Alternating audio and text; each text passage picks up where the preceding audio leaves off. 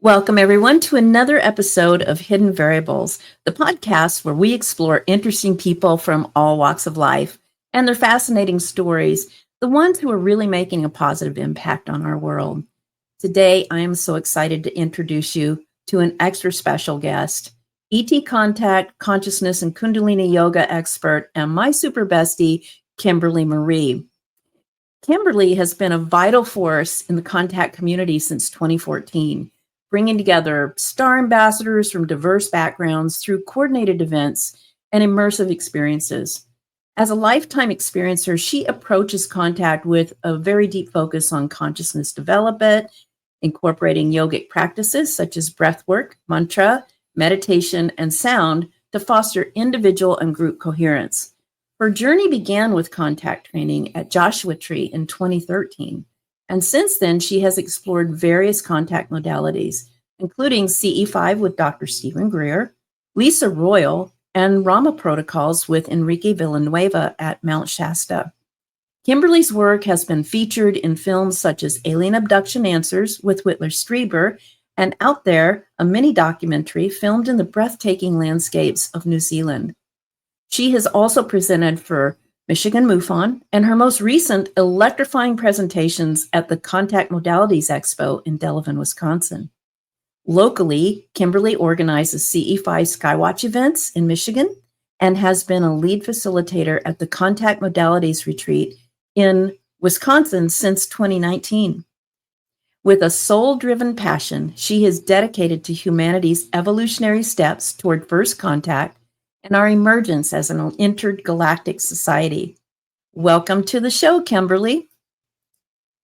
Hi. Hi. That was amazing. Finally, I get to have you on the show. I'm so excited. Yay. Been waiting for a couple years, actually. So thank you for taking time out of your busy schedule to be with all of us. I really appreciate it. Mm-hmm. So Miss Kimberly, I know lots about you, but even this last couple of weeks when we were at the Contact Modalities Expo, I even learned stuff about you I didn't know through your presentation, which was really amazing. So I think what I'd love for you to do is just allow people to know who you are through your amazing stories and experiences and, of course, your heart. Can you share the story of your initial awakening with us? Oh, gosh.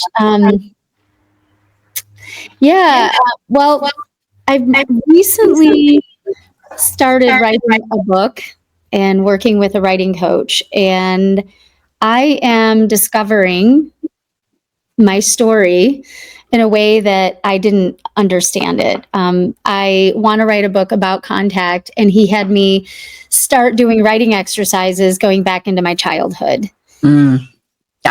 Yeah. And so for years, people have been asking me, why do you do this? Why do you do what you do? And I would say, I don't know.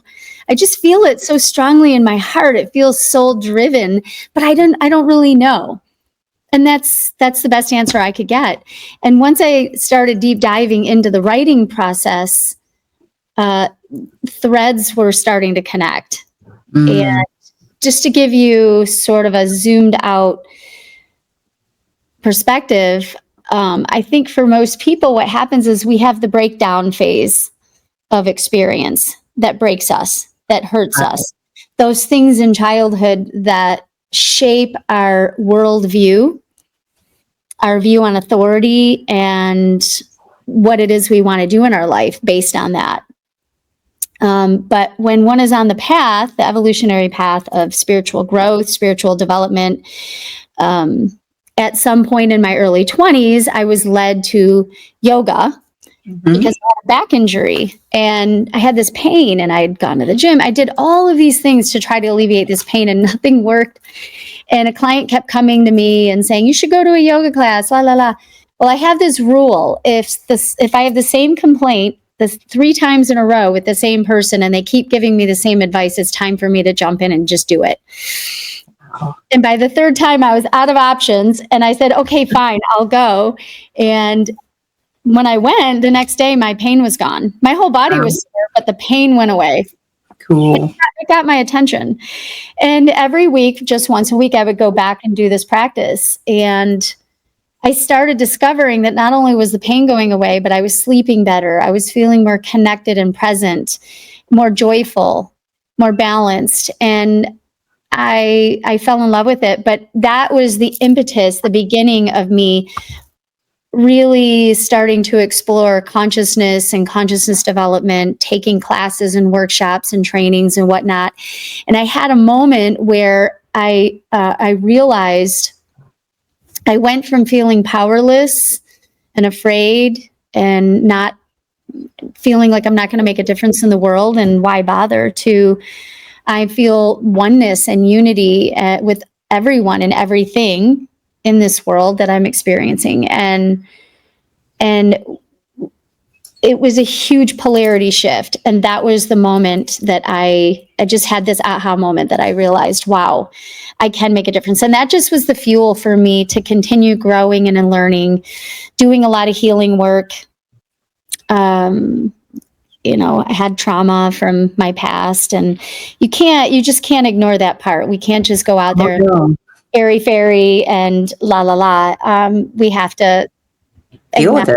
That there's parts of us that need to heal, and we do that through relationships and all of that. And so there's this part of the spiritual development piece, the consciousness development part, and then the healing piece. And so my life sort of represented those two tracks, and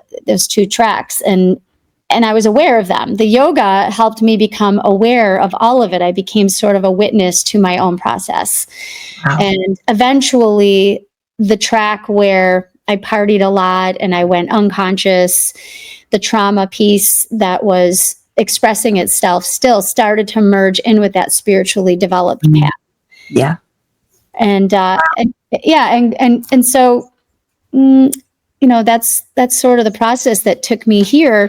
And the next aha moment was Dr. Greer. I mean, I'd had a lot of ET contact experiences, sightings, things that were happening, intuition stuff, psychic experiences, nothing that I could really put my finger on, but it always made for good stories. And but the moment that I saw Dr. Greer's documentary, Sirius, I think it was 2013 in the spring, everything just like the light bulb went off, the aha moment. And I just saw myself doing this work.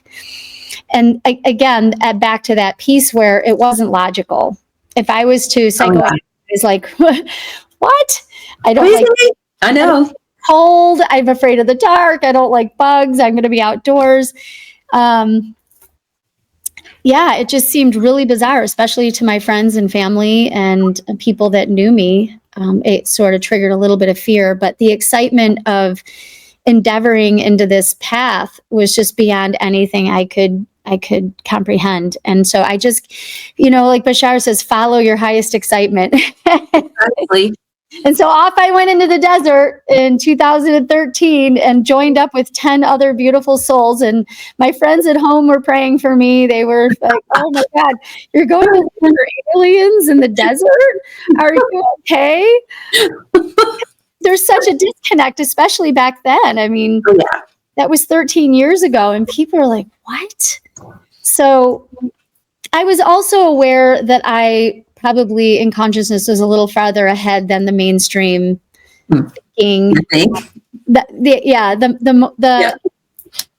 Just the institutional mind. I just never really fit into it, but I followed my highest excitement in that, and it just unfolded, and there was flow and synchronicities, and things just kept coming into my path that were helping me with that next piece to get me to the next level. And the right people would come into place. I mean, it's just been really a magical journey. It reminds me of, I think it's the James Redfield, that book about Celestine Prophecy. The Celestine Prophecy. Yeah. Yeah. That Oh, was a yeah. huge spark. I think it was back in the 90s.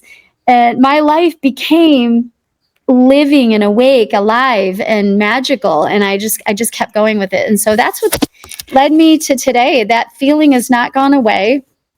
But the journey for me has been about figuring out why I'm doing this and figuring out what is my part. In those beginning days, I felt really kind of lost. I remember taking a flight out to Shasta, and Costa and Hollis were leading a retreat. I think it was their very first retreat. And I was going out there and I was looking out the window on the plane and I was like, why am I doing this? I don't have anything to contribute. I'm not good with tech equipment. I'm not the scientific mind or the researcher, or, I had identified all of these really important aspects to the contact community that were coming together. But I didn't see myself. And while I was at this event, I had asked, please show me what it is that I'm here. What am I doing? And Hollis had asked me on the side, she was doing an afternoon lecture on intuition and intuition development. Mm-hmm. And she pulled me aside on a break and she said, I would like for you to stand up and talk about what it's like to be an empath. And I thought, okay, sure. So I did. I talked about it. And this is Hollis Polk. Yeah. Yeah, there's cool. One of these things, I think, just a side note, is there's things that we have, attributes. For me, it was my intuition, my sensitivity, my heightened sense of feeling states all around me, which would give me anxiety and cause me to want to isolate. And, I trying to navigate this thing, and it felt like a curse at times. Right. I started to realize it's actually my superpower, but I didn't really know how to harness it or how to work with it at this point. But now I'm being asked to talk about what it's like to be an empath, and I did. And then we did some exercises that followed that made me realize with absolute clarity that my intuitive abilities was my asset. It was my superpower, and it was my connection to the contact circle. Yeah. And that nobody has one thing. We all have different special attributes that we're contributing together to really further this movement.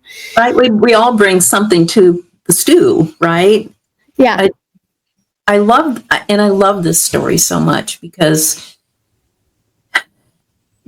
I know you don't like being put on the spot, and yet you did. She put you on the spot, and you stood up and you talked about it, and then you realized this is one of my things. This is my piece. I was so appreciative. I don't know if I've ever properly thanked her.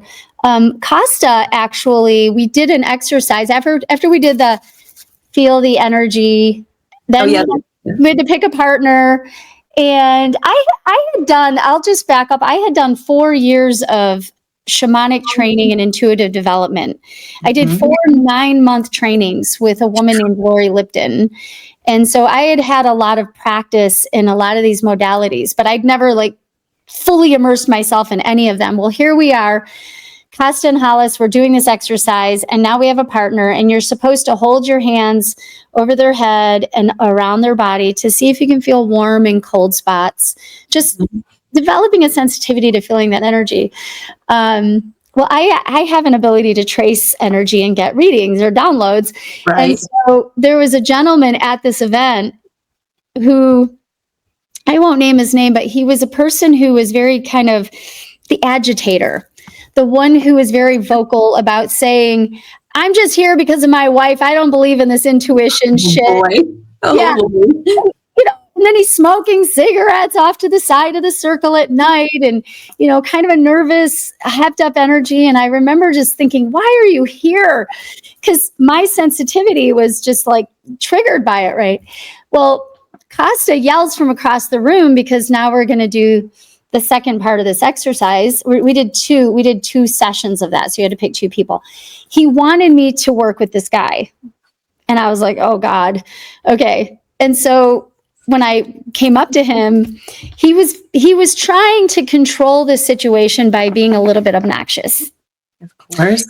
There's only one, isn't there? But I knew that. I knew what he was doing. And so I said to him, I go, we're going to have 2 minutes here. And if I say a bunch of stupid things, we're going to have a good laugh. And he's like, yeah. So I just set him at ease.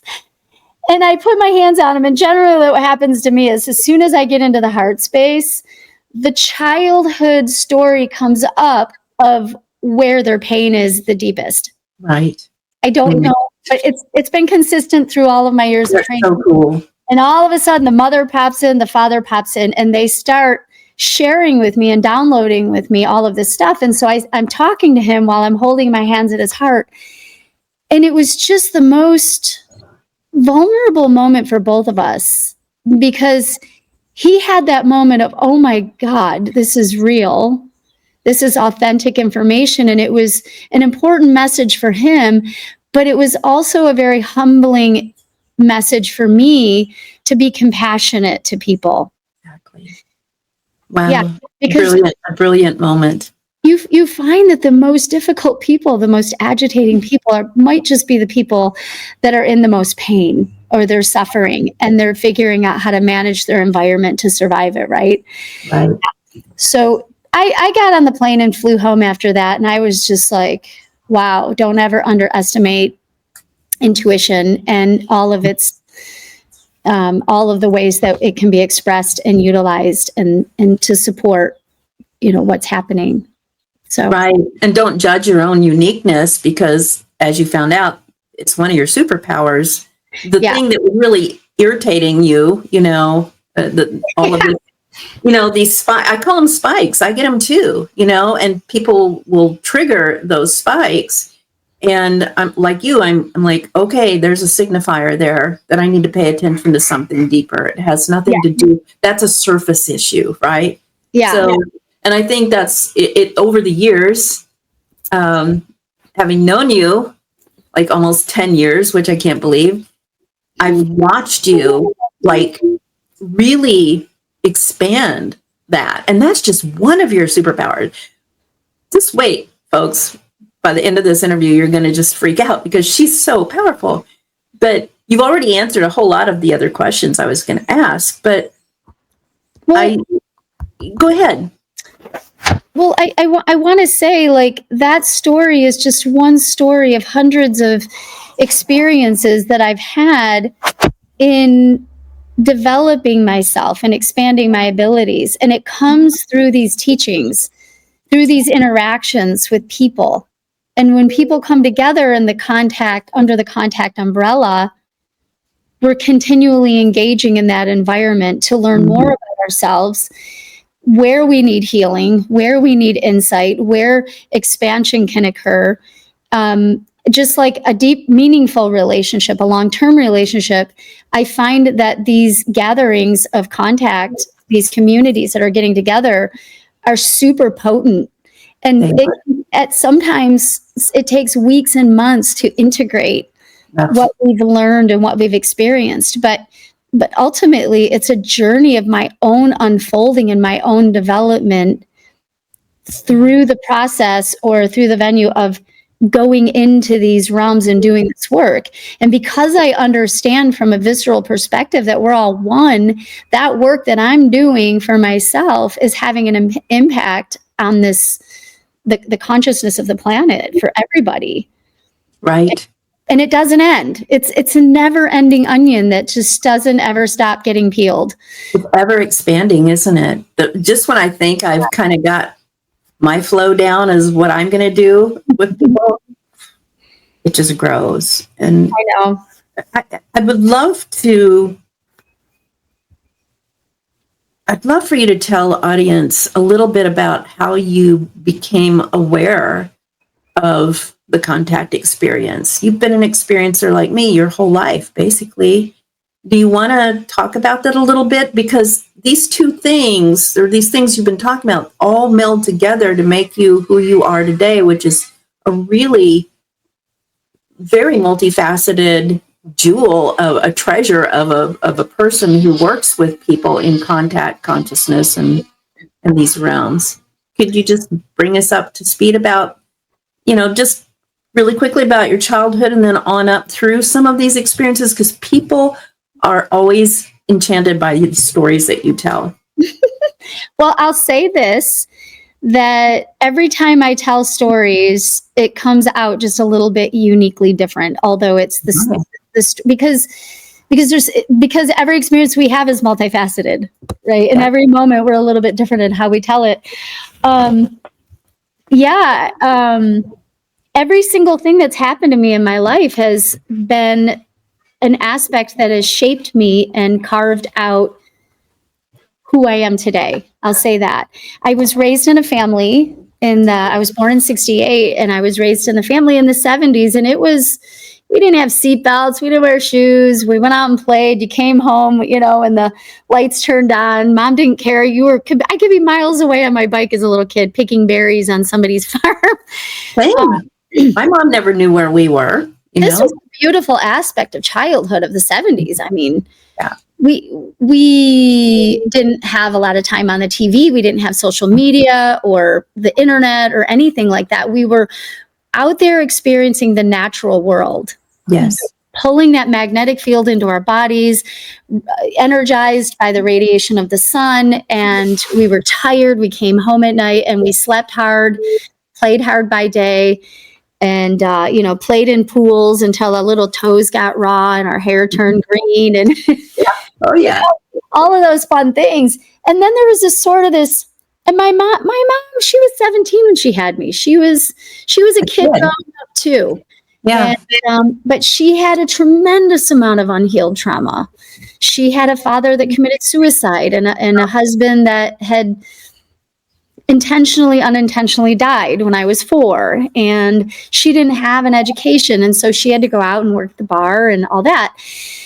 So while we were having this magical childhood of nature and nurture, we also had this very unstable home environment but also there was this freedom that sort of weaved in and out of all of it. And there would be nights when I would sit up and I would be speaking in another language, and my mom would come in and it would freak her out.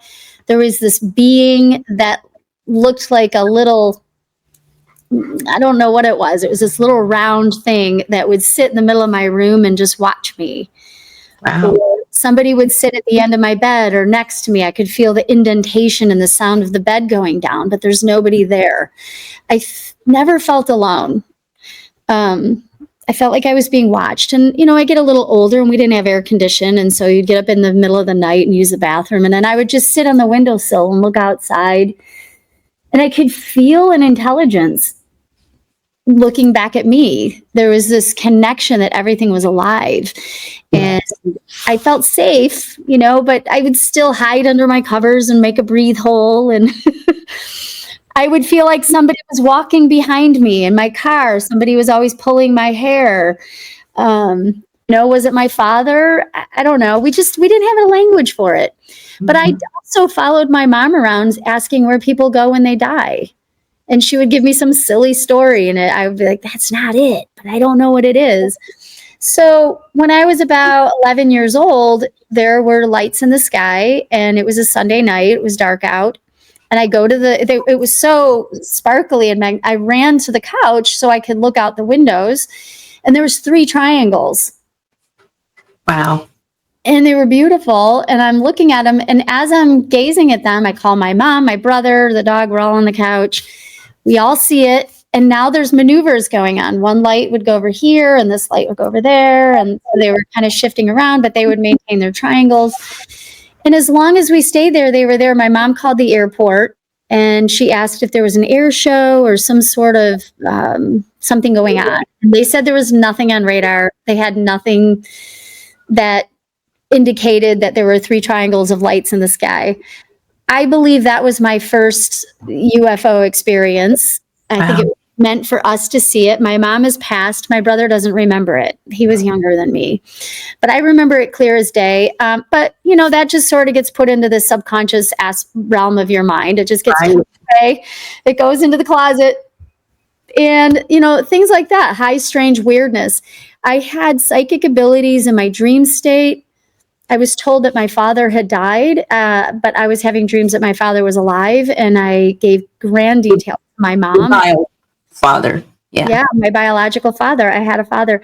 So, but again, my mom never, we just didn't put a spotlight on it. That's all. So when I got a little bit older and I got into the consciousness stuff and the yoga stuff, and I was in college, I spent a good amount of time drinking and partying on the weekends. And all my girlfriends were engineers going to Michigan State. And I would tell stories about UFOs and ETs and the Watchers and the lights. And we would just laugh and laugh and laugh because at my family, we laughed at everything. Yeah. But I knew inside, if I met older people were filled with some stories. So they were more apt to have discussions with me, but it was very rare that I would be able to have a discussion. But when I got into my 20s, that's when a whole plethora of contacts started happening. And it was at my grandpa's house. And I started astral traveling. I had great detail of being out of my body. I could tell you which direction the wind was blowing, what the temperature was. It was really magical to be out of the house and drifting around and just experiencing with clarity what that felt like. I did have a dream once that I was in a space pod. It was a little energy vehicle. Oh, wow. And I met up with a group of beings, other souls that were in their little space pods, and we were all talking about the future and what we were going to do to help support the changes that were coming. That was an interesting dream. And then there was the lights that would come in my room and the high strange experiences, 3:30 in the morning, always. And I would go into an awake, aware state, but I couldn't move. I couldn't talk. And this light would envelop me and I would disappear. And then I would wake up in the morning and I would go to work. I'm like, well, that was weird. Oh, it happened the next night and the next night. Exhausting. And then I was on this light ship one time with great detail there. Oh my gosh. And this beautiful, tall, white being. I mean, he must have been 12 feet tall with these gorgeous almond black eyes. He had a white hood with this robe that went all the way to the floor. He didn't walk, he would glide. And he came in this room. I was in this room with it was all curved. There was no edges anywhere. Everything had a curve, but it looked like a room that you would maybe be in a doctor's office. Right. I don't know how to explain that. But there's like a counter area and a little area to sit. But I was just standing there. And just when I couldn't figure out why I was there, this being glides in. And there was an energy exchange. I don't remember the details of what happened in there. And then he leaves. This little wall opens and he glides out and he's gone. And then I begin to explore the ship. And I go down this hallway. There were a lot of doors. And then there's this huge open atrium. It looked like when you're in the center part of a mall, when you walk a railing. And I look down and it goes all the way as far as the eye can see, like this. And as far as the eye can see, going this way up. But then I started to hear sounds of nature, water, trees, little bird noises. And so I turn around and there's this entire ecosystem. There were real plants and trees and it felt tropical. And so I went over there and there were a lot of seating areas and I sat down and there was this huge window and I could see space. And I was just thinking, wow, I wonder if I'm ever going to get home. I don't even know where I'm at. And then with that thought, I wake up. Yeah.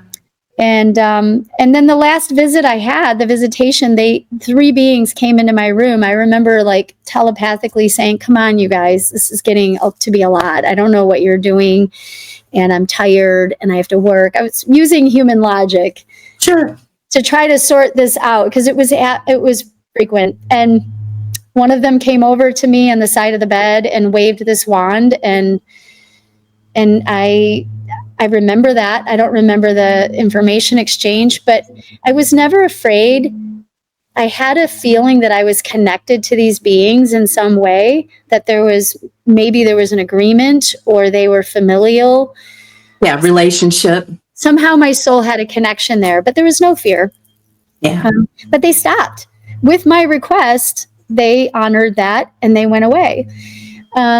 Just a few years ago, I had a reading. It was a spontaneous thing. I was at an event and I saw somebody that I knew and I'm like, oh my God. And I sat down and he doesn't know anything about me. And he had brought that up. he said there was a point, he goes, they've been watching you your whole life. And he said they were a part of the reptilian race. Cool. And I know from my friend who channels reptilians, there's a lot of reptilian races out there, like a lot of them. I don't know which race, but he said that they've been looking over me and protecting me. That I had a specific mission, and he says, you asked them to stop coming. They agreed. He goes, but if you're ever in danger, they're right there to protect you. Yeah. And I walked away going, oh my God, like what? So tapped in, man. That guy was really tapped in. That's cool. Yeah. So it kind of faded. I got married. I had kids. I started existing in the Muggle world and doing my thing. And many years later, in my 40s, I was divorced and back on my own. And that's when I saw Dr. Greer's documentary on human initiated contact. And all of a sudden, it's like that point in the movie where everything you ever been through just came together and told a story and started to make sense. Exactly. Like, oh, there's a place for this. There's a purpose for this. Oh my God. And so that was my awakening moment for contact. And I remember my first time in the desert. It was the second night. There wasn't a lot going on in the sky. And so the facilitator says, does anybody have an experience they'd like to share of being on a ship? I thought nobody was talking. So I'm like, all right, I'll tell mine. And there's this magical experience of your first time talking to a group of people, tell your stories, and you feel like they're really embracing you. Yeah. And that you're okay and you're not alone. Feel that connection, right? Yeah. That community. And he came up to me afterwards on a break and he thanked me and he goes, the way that you described it with the detail, he says, I've had those same details in my experience on a ship before. Me too. I think I told you that. We've been on that same ship even together, but we go along for a long time, not having any proof. Yeah. Nobody to talk to. You could be ridiculed. You could lose your job. You could lose friends. And, so you learn to be very careful about who you're willing to be vulnerable with. But along the way, you find community. And especially now, we've evolved to the point where there's a very large community of people that are really excited to share their stories and find commonality in these experiences because our consciousness is evolving. I just love it so much. I was the same. Like my whole adult life, I was in a corporate setting. My life was split down the middle. This stuff that I do and high level corporate stuff and, dressed in a business suit, briefcase, the whole thing. And those people would have never known what was going on in the other part of my life. And I would have not dared to because I had a family to feed and, a career to propel and all that, because that's what you do. Yeah. But it's so satisfying now where I just feel like I can be myself and for the most part, it doesn't faze most people. Still some, and that's okay. But I love that sense of community. And I think that's what people find in you is you are kind of the touchstone for this community. People are drawn to your heart. They're drawn to your gifts.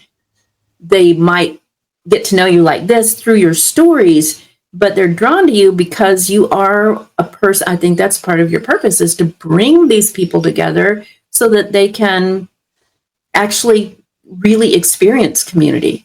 And I've been with you in the field. You instantly start working on getting everyone into heart coherence through various practices so that we can make better contact. That's great. But more than anything, we leave these events feeling like we expanded our family. Yeah. Right. And I think that's, again, one of your superpowers. Do you think your early experiences of contact really shaped your understanding now of how you understand multidimensional reality and consciousness now? Oh, absolutely.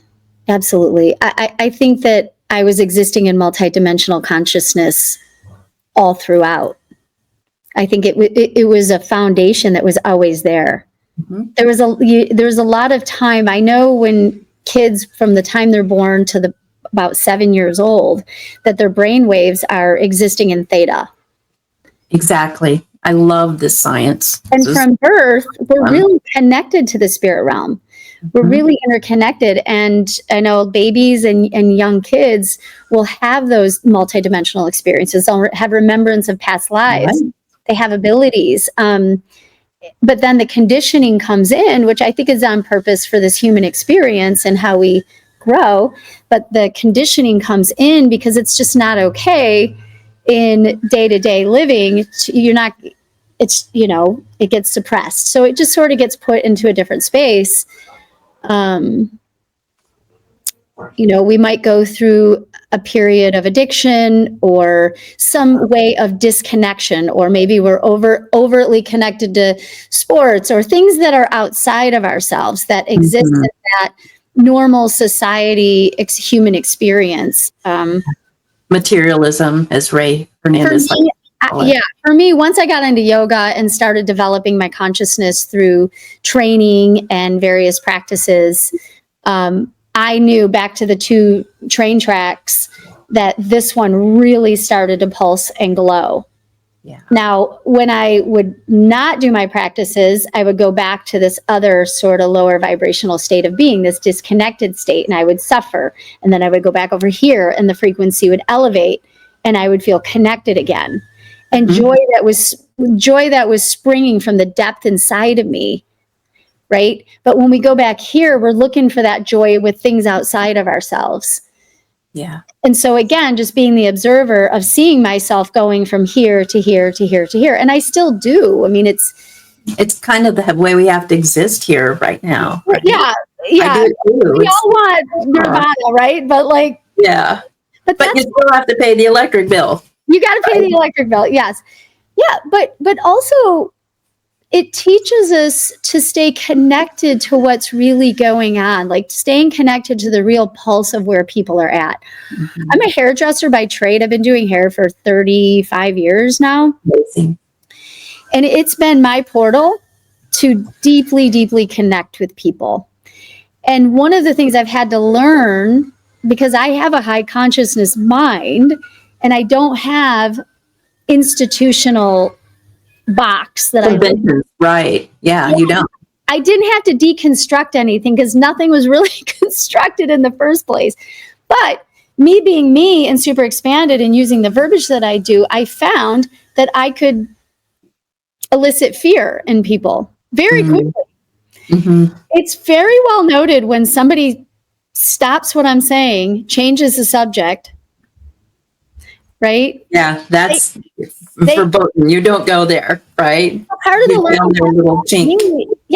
learning process for me is to know how to energetically where to push and to feel where that pushback is. Yeah. It's a very subtle thing, but I found that it's way more effective to enlighten somebody, so to speak, through humor. You get them to laugh. You make jokes about yourself. You dance where their little edge is at. Mm-hmm. I shouldn't say little, but their edge versus my edge. And then you play in that space. And you're really good at it too. It's and it keeps us all engaged and having fun, Yeah. And because everybody's where they're at, everybody's in every single point of consciousness that exists here on this planet has a different perspective of this human experience. Exactly. There's no two alike. But if we can go into the sandbox, if we can go to that edge of wherever they're at or wherever I'm at, I love that. But for me, like if somebody can come along and make my brain go, psh, I love that too. Me too. And so it might be traumatic for a while, but yeah, it's really cool. I know that saying, a rising tide floats all boats. Yes. So when we go to these contact events, like the Contact Modality XPO, we go to these events and everybody's sort of functioning at varying frequencies. Some have very high frequencies and some are not feeling okay and they're suffering and they're in pain and everything in between. But just to be in a room full of people that are accessing a higher vibrational frequency or state allows everybody to rise up and to be in that harmonium, that harmonic together. Right? And I think that's what I love so much about you, because we have a lot of parallel things. I've been a yoga teacher my whole life too, and doing all the things that you do. That was one of the first things that brought us together when we first met at a Contact event. Was, I said I was a yoga teacher, like, I am too, and then we and we're galvanized together. But what I love about the type of contact work that you do, it's very similar to what I do, and we do it together a lot, which I love even more, is that you weave the practices in that you have honed so beautifully from your yoga experience to bring that heart coherence to the group. And we know this, when we have heart coherence, mind coherence as a group, we make better contact because our signal is brighter. It's our perspective is broadened. And so these beings are always here. We're all in the same place in the quantum field forever, all at once. But if your vibrational state doesn't allow you to open your perceptual visor wide enough, you can't perceive them. Yeah. We go out in the field together and you start getting people going through breath work, mantra. You do even rituals from beautiful indigenous cultures, like the Navajo culture, paying respect to the ancestors and the land and the solar system and everything. All of these different protocols together, somehow it raises that group vibrational state, and we always have amazing contact. People are just floored. But the deeper thing that happens is, again, as I said, you have then kind of instituted some sort of a heart connection with these people where they feel like they have family, not just human family, but family with the beings, family with the land, family with the ancestors or whomever is there in another form. I wanted to ask you, how did you ever, did it just happen organically for you like it did for me? Or did you finally just one day go, oh, I can put this with this and it makes it much better? How did you come up with your daily practice, for instance, that you like people to, that you try so hard to get people to do before they make contact? Well, God, there's so many directions I could take with what you just said. Like, wait, over here. No. Choose anything. I don't care. They're all great. You don't even have to answer that question. Just talk about it. I think time and having experiences with groups and different types of contact over the span of the years has given me a broad spectrum understanding of what works really well and what works okay and what kind of doesn't work. Right. So you play with that. I'm extrapolating information every time I do this, right? And I've had 9 years on Mount Shasta with Enrique and his Rahma community. Very powerful. I've learned so much about mantra and about holding a frequency field versus not holding a frequency field. Yeah. Setting intention. Their way of setting intention is to do a meditation called the Dome of Protection. Mm-hmm. So that's their way. And you have Mount Shasta, so energetically, it's just magical. Now, contrast that experience to Hamburg, Michigan, which is my local field site. Mm-hmm. And kids are playing soccer out there all day long. There's soccer tournaments. There's families. There's a lot going on that land. But what happens there is when I bring a group together, we average around 20 people, I would say, but we've had as high as 40 people show up. We've had, I just went out last weekend and there was 6 of us. Yeah, there was 6. Yeah. And it had a whole different vibe to it. It was very intimate. And we got into some really deep conversations, and that's something we don't necessarily get. But when you have the higher percentage of your group is brand new every time, then what happens is my job is to start with an orientation. And quickly, within a couple of hours, take them through Dr. Greer and what contact is and how it works in the field. So I'm preparing them for this circle. And then I talk about consciousness stuff. I take them through some practices. And so generally speaking, there's a lot of it's always introductory. Right. And then we come together. And my goal for that type of an evening is, can we enter coherence? Most human beings, and myself included, are functioning with our day-to-day from the time you get out of bed from your left brain faculty. Right? We have to get a shower. We work. We got to manage work, drive the car, do all these things. We love to analyze things. We like to figure it all out. We like to critique things. We like to judge things. So this is going on all the time. This feels like our natural flow. My objective when I bring a group together in my local community is, how do I get them from the car over here to the field in the circle to activate that right brain, creative, open, consciousness connected center in the heart? Right.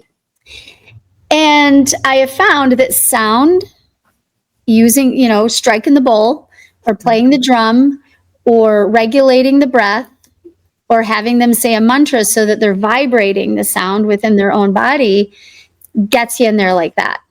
Yeah. And it's the best. I call it, it's not a shortcut. I mean, it's the way to, it's the direct path, right? It's the direct path. But I agree. So we give a little theory. I give a little theory. I talk about some of the fundamentals. I give people a chance to talk about themselves a little bit. All these things are allowing us to come in as an individual, but then to realize our interconnectedness with each other.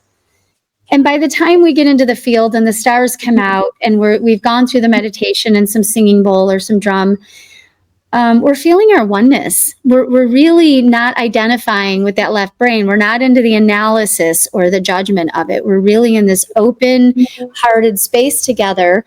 We're feeling our feet on the grass. Maybe for the first time in a long time, you hear the song of the crickets and the toads and the owls are cooing in the background. There was an experience last year. It was October 17th. We had a supermoon happening. And there was a gentleman who, I'll say his name because I know he won't care, but he goes by UFO Jake. Yeah.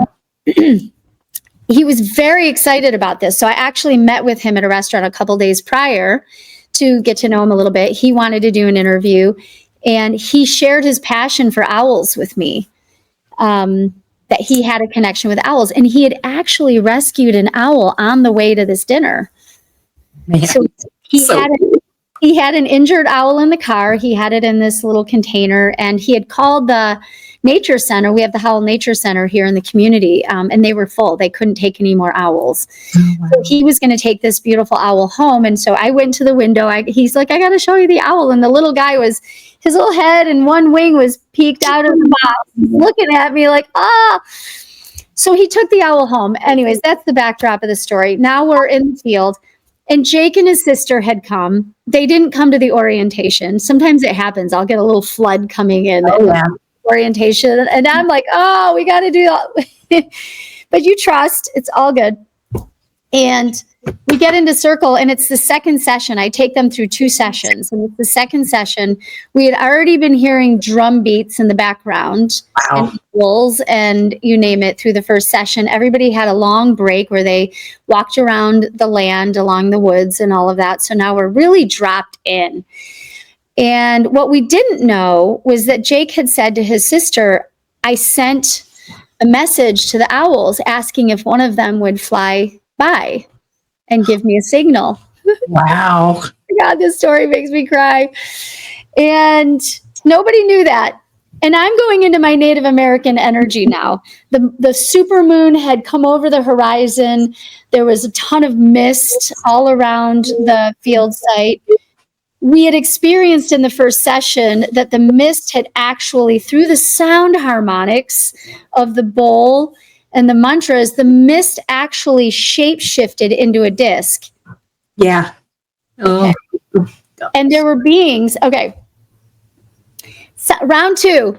I go into a long drumming session, a very rhythmical drumming.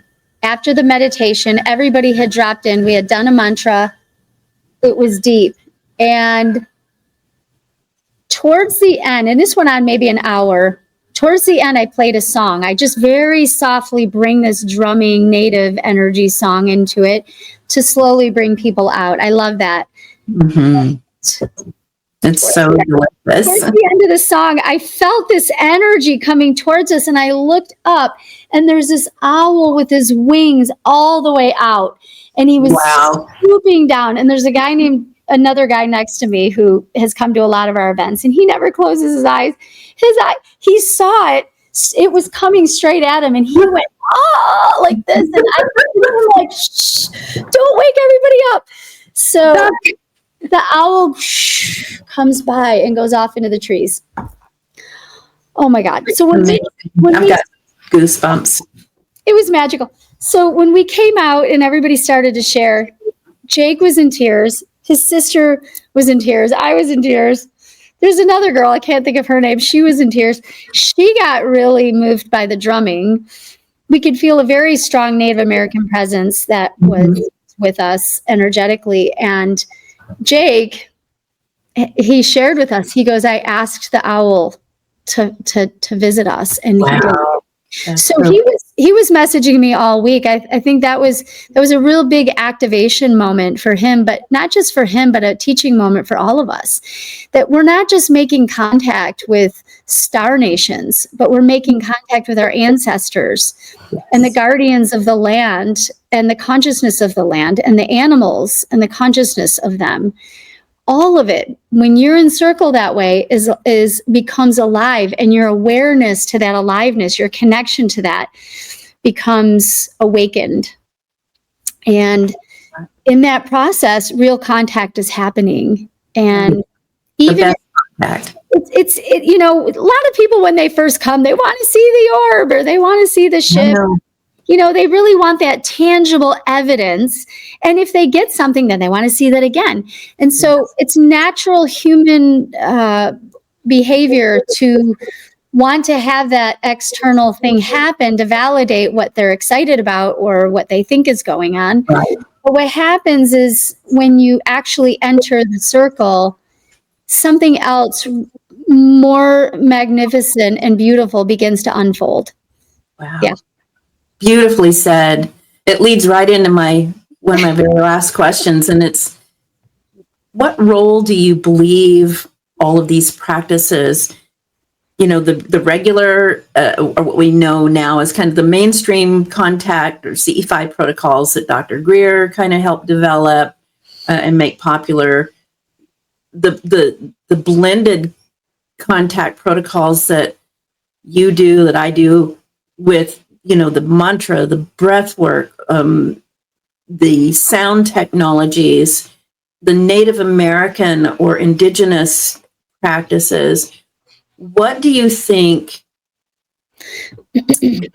what role do you see these things playing, especially just calling it all contact, playing in our global shift that we know is occurring? What does it mean? Is this what we're doing to initiate this global shift, or is it just accelerating it? It feels so connected to me. Yeah, there's a lot of ways to approach that question.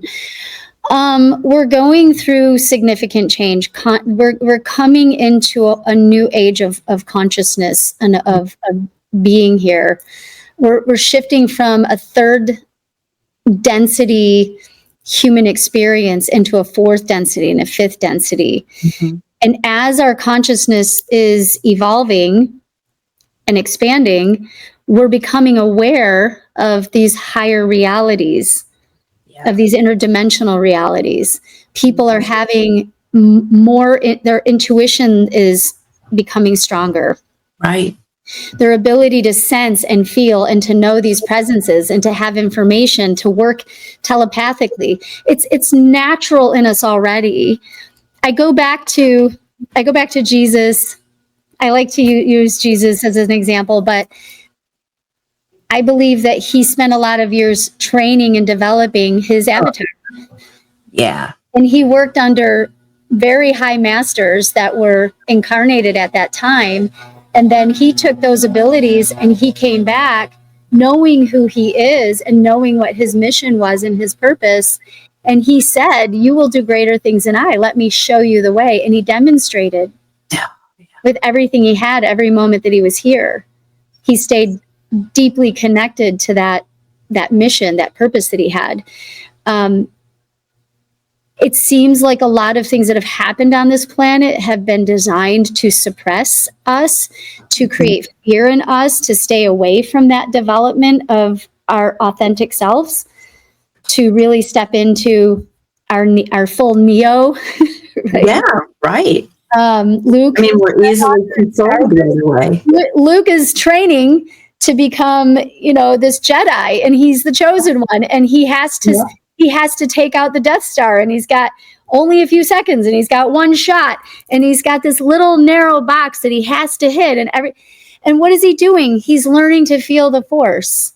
Exactly. With the blindfold, he's learning to intuit his reality, and he's working from that place. Neo is the chosen one, right? He takes the red pill, and he learns he becomes separated from the matrix, from the program. Mm-hmm. And he steps into his own divine nature. And he realizes that he has all of these abilities.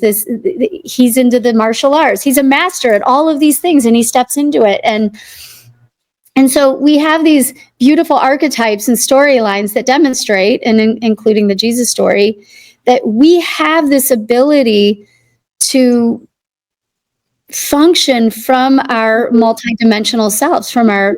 I don't even know how far we can take this, but this is where we're heading. I mean, we're moving from a dense physical reality to a non-dense reality. We're going to continue to refine, and we're probably that first wave of experiencing it ourselves and then in teaching it to others. Mm-hmm. And I just think we're going through significant change, and when we get close to that change, it's hard for me to articulate this, but we're in polarity. So the higher you rise in your energy, the higher the adversity. Right. This is why keeping a strong magnetic field, more in your face, right? Having a strong magnetic field and doing your practices every day will help buffer you from that element of polarity, so that you can continue to move forward in your expansion and in your development. But as we shift from third density into fourth density and into fifth, that polarity is at its most extreme right now, is going to shift into that unified field. So when you close your eyes and you go into meditation, you make the sound, you vibrate, you do the breath, we step out of that third density reality into that unified field. Yeah. So we're able to access that right now, and there's no time and no space in consciousness. It's my favorite place to go. Yeah, and that's how we're accessing, star beings and interdimensional beings and guides and angelic realms and, avatar realms. And we have this ability. So contact to me is sort of a template, a training space for us to really develop those abilities and to come together in a playful, fun way that feels safe and inviting, and creates that expansion that's having a significant impact on the collective field. I love how you said that. It is perfect. It's just like, Neo didn't know that he knew what he knew until they slipped him into that program, and he's like, "Oh, I know Kung Fu." This is what it never occurred to me, but that's what we're doing with this contact concept. Mm-hmm. Is we're literally putting the program, we're making the program of showing them how they really are.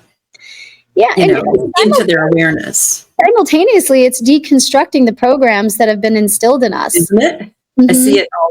And I think that's why people are so uncomfortable right now, because people don't like change and they're afraid. When you see things crumbling all around you, you're like, oh my God, the world is dying. Well, yeah, but why? Because we're constructing a new one, a better one. So Think about it like this. I think about fourth, fifth density as if we're standing in front of the forest.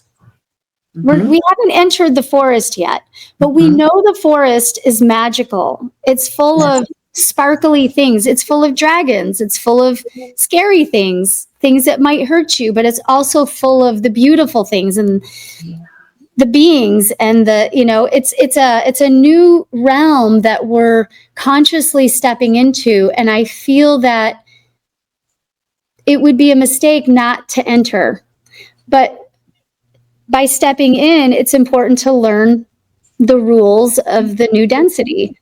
Right. There's a lot in there. So why not go through the training? Yeah. Why not learn how to wield your energy and how to handle situations that might be seemingly negative? I mean, we're really missing the big picture. I mean, we had to learn how to navigate this density.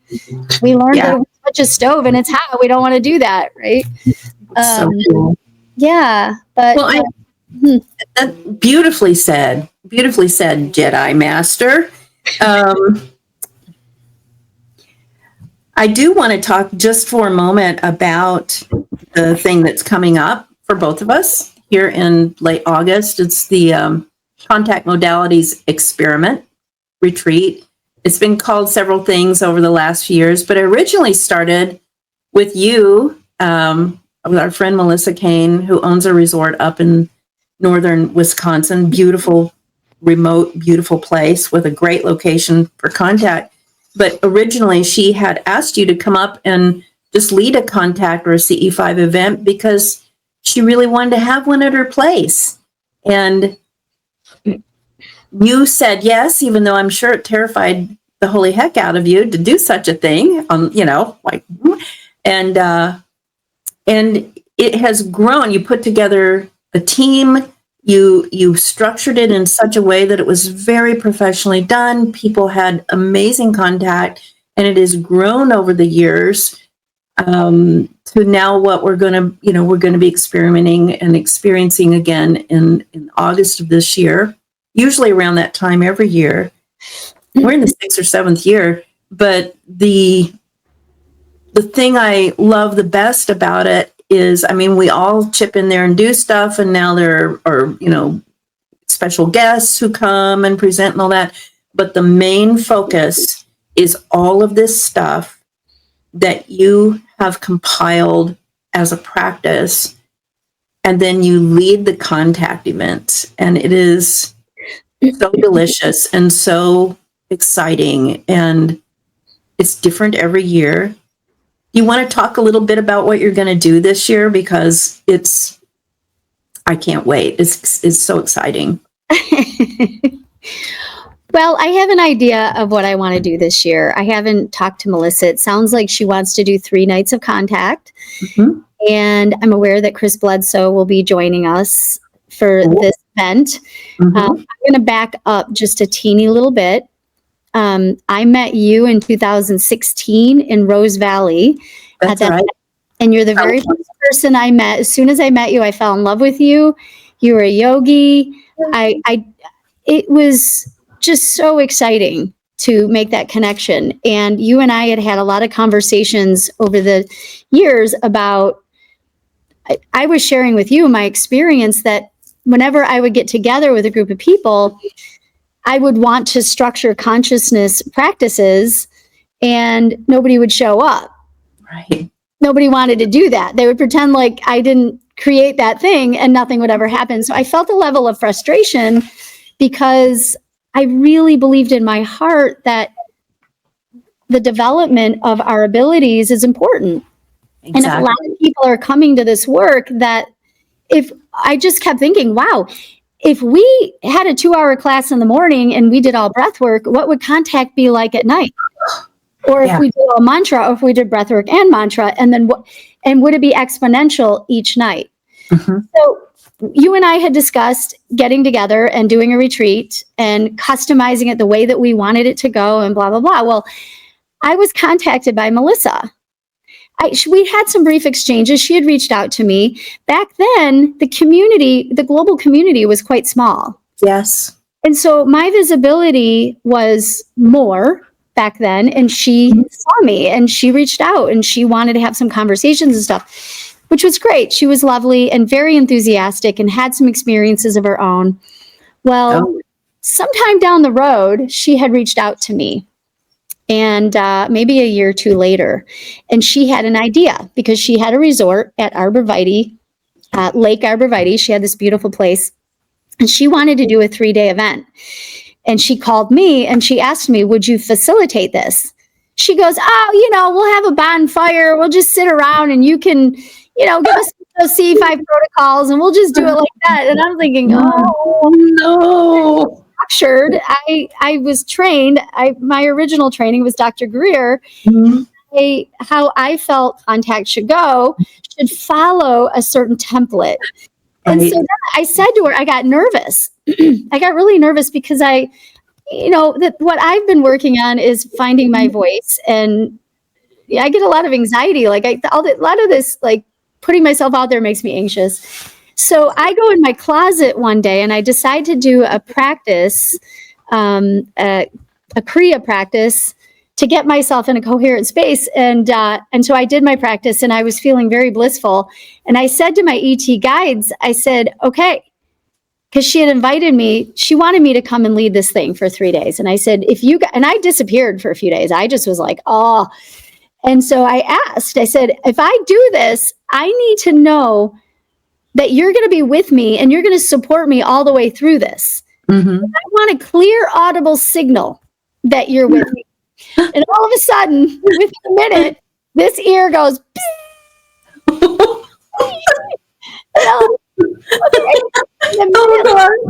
this is still going. And a minute later, this one comes in at a whole different octave. So both my ears are going and I'm laughing. I'm like, boy, you guys are good. Yeah. I come out of the closet, literally and figuratively. But it didn't stop there. That night, before I put the kids to bed, I have an alarm system on the house that wasn't connected. And I remember that. Started going off. You told me about it. It was so funny. Went on for days. I would get up to pee at 4 a.m. and I would think about the ETs and all of a sudden my alarm would go off and I'm like, okay. So I finally had to unhook some things after several days, but I got my clear audible signal. I reached back out to Melissa and I said, okay, I'm going to do this, but I'm going to bring a team of people in because I feel that if you have a team facilitating together, each person has different roles that they play. That's really going to bring the depth of experience to the people that want to come to this. And so for the first few years, it was all CE5. Right. I made the itinerary and I added workshops in the morning. I got to put all my Kundalini stuff in there. And then we had people that would bring their camera equipment. So we had photographic and videography,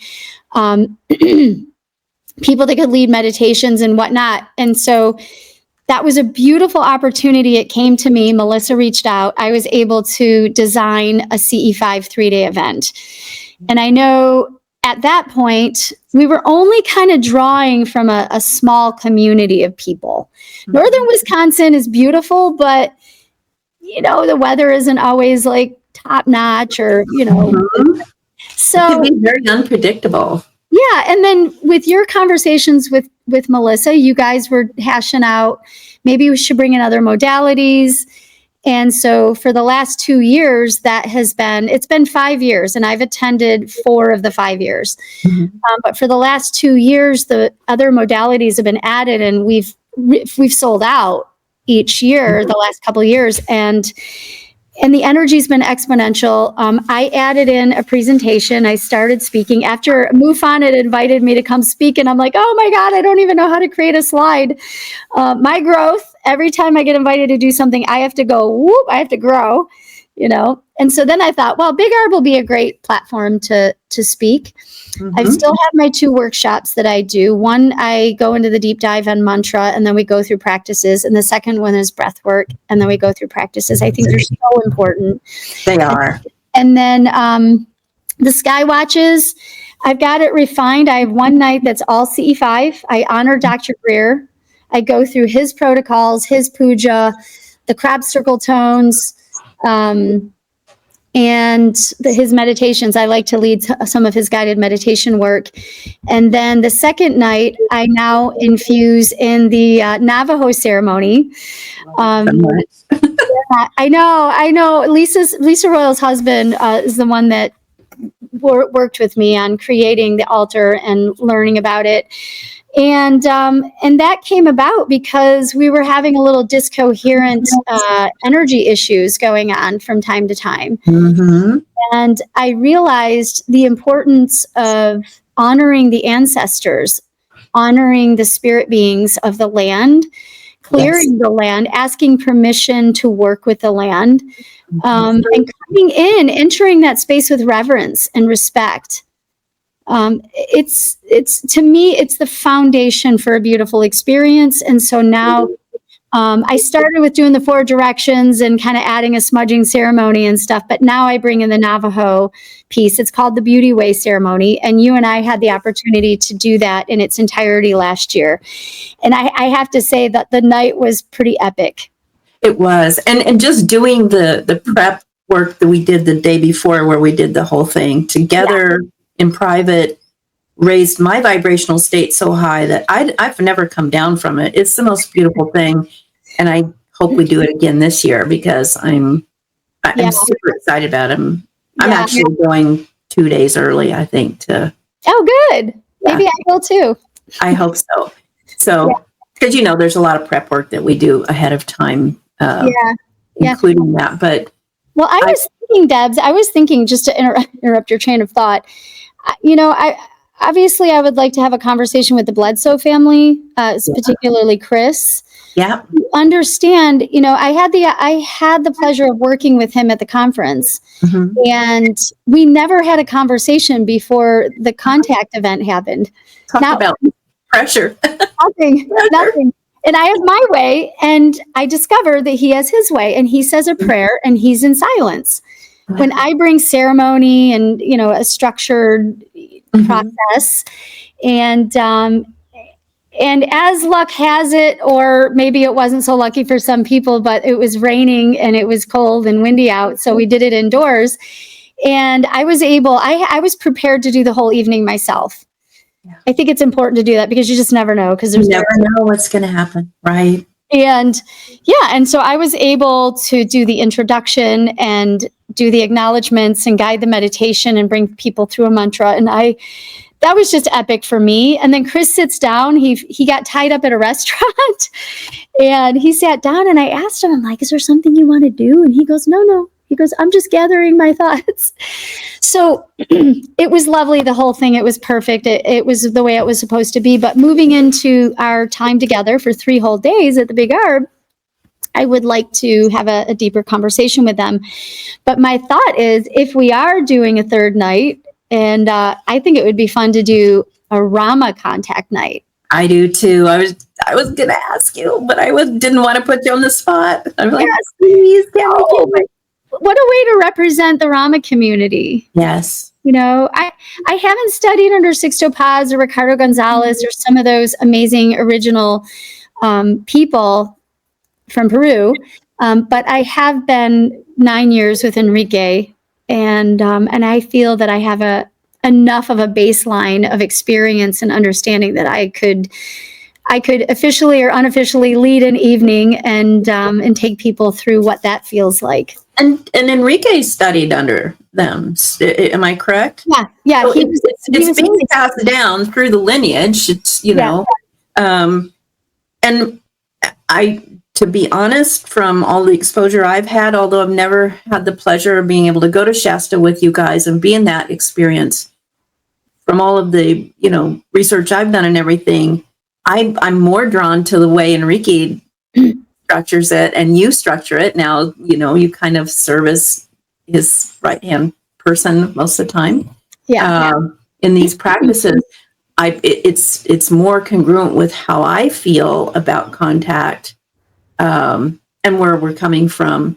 So I would love for you to, that would be so awesome if you could do it, because then I could actually experience it with you.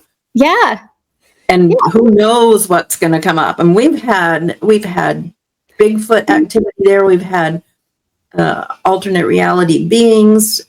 Who knows? When we do that. Every year is different. Every circle is different. It's the vibration of the group that comes together that sets the tone for contact. I'm creating a template of experience for people, and however that unfolds is not up to me. I know with Chris, he's so heart-centered and connected. He just goes into silence and the experiences happen. So we know that even if we didn't do anything at all, we can make contact. We're going to have contact. It's guaranteed, as my Cajun relatives would say. But I really love to guide the evening in those unique ways. And I think we always, whoever we are, we bring a piece of ourselves to that as well. Indeed. And so I feel like a little kid. I'm bringing all of my favorite parts together, but I want to really honor the different people that have come along that have been way showers. That's really wonderful. And I get to play in the sandbox with you. I'm so excited. I know. Yay. Yes. Well, Kimberly, I've kept you for a long time, and thank you so much, because I know you have like the busiest schedule of anybody I know, and you just are so gracious with your time and all the effort. People have no idea how much time and effort this woman puts into the things that she does, but I just want to give you props for it. But I have one last little question, and that is, do you have a special message or a final thought that you'd like to share with the world? Is there just a message that you'd like to share with the world at this time? The thing that I like to say to people is remain open. None of us have all the answers. Stay playful, stay connected to your inner child, and be willing to be vulnerable and step in or lean in. Stay curious. Stay in love with the mysteries.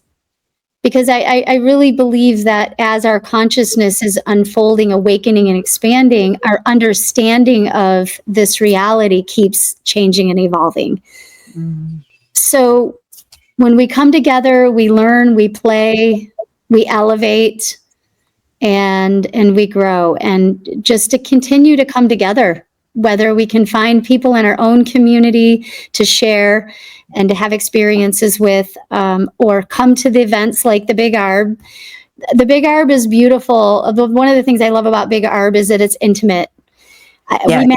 We max out at 35 people. And so as we come together from different places and different levels of experience with our lives and with our development, we start to merge as one family and one community. And so contact really begins with us, with ourselves, with our opening, and then we extend that in a vulnerable way with each other. And we feel held and connected. And then we bring that back into our communities. Yes. And so we don't have to understand. It's like yoga. You don't have to be flexible to walk in the room and try a class. Right. Oh my God. You just have to be curious. I think the suffering of humanity right now is just this deep disconnected space that we have. The internet's been a blessing. It brings us together, and yet we're feeling this disconnection from nature and from other humans.